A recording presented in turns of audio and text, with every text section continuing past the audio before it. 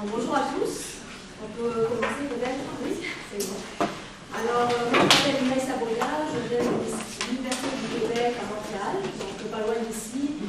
Nadine Bernard aussi, à la même université que moi. Caroline Lajoie, qui n'est pas là, elle est à la même université, n'est pas venue avec nous aujourd'hui. On a Lily Bacon, qui est de l'Université du Québec à la Témiscamingue. Et on a une collègue qui est Vanessa Hanin, qui vient de Belgique. Voilà, la Belgique est sous-représentée aujourd'hui. Alors, nous souhaitons vous présenter une recherche qu'on est en train de mener avec des conseillers pédagogiques, donc ici au Québec. Je ne sais pas si tout le monde est familier avec ce concept-là, de ce métier de conseiller pédagogique, on va en parler un peu. Oui? Je pense que vous avez tout le nom. Et donc, voilà, un petit stress. C'est une recherche qu'on a menée avec des conseillers pédagogiques, et puis c'est des conseillers pédagogiques qui interviennent au primaire, en mathématiques. Donc nous, on est en didactique des maths. Donc, vous allez entendre un petit peu de mathématiques aujourd'hui, mais pas... On va sur les contenus un peu, quand même. Donc là, en gros, on s'est intéressé à la résolution de problèmes mathématiques en classe, puis essentiellement à la relance. Donc qu'est-ce qu'on fait pour relancer les élèves sur la tâche en mathématiques? Donc, si on s'attarde un peu au contexte et l'objectif de l'étude, on a mené une recherche collaborative avec des conseillers pédagogiques. Ils étaient 8 conseillers pédagogiques, nous on était 5 chercheurs.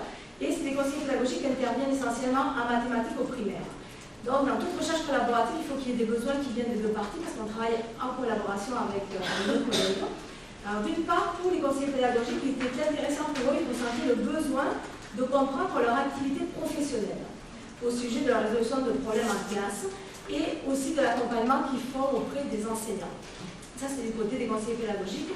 Du côté des chercheurs, nous, on avait l'intérêt de nous attarder sur la résolution de problèmes en maths. C'est un sujet qui est quand même beaucoup étudié dans les recherches en didactique et mathématiques, mais pas sous l'angle des conseillers pédagogiques. Donc nous, on avait besoin d'aller là-dedans. Ce qu'on a fait, c'est que nous sommes rentrés dans une activité réflexive, qui est vraiment une activité qui est pivot dans la recherche collaborative. C'est là où s'explicitent des codes de pratique qui sont questionnés, qui sont objets d'investigation également. Et c'est dans cette activité réflexive qui sont des discussions entre chercheurs et puis conseillers pédagogiques qui permettent de croiser une multiplicité d'expressions du travail. Donc ce qu'on voulait dégager à travers nos travail avec les conseillers pédagogiques, c'est de comprendre d'un peu plus près les défis importants que pose la résolution de problèmes en classe, mais également l'accompagnement des enseignants en résolution de problèmes mathématiques en classe.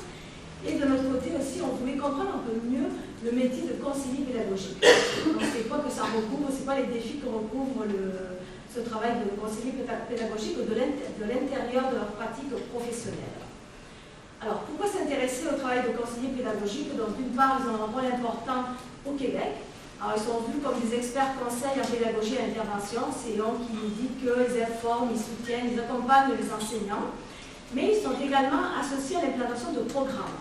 Donc, quand les programmes apparaissent, c'est eux qui vont parler avec les enseignants pour leur dire c'est quoi les attentes des programmes qui sont à l'arrière.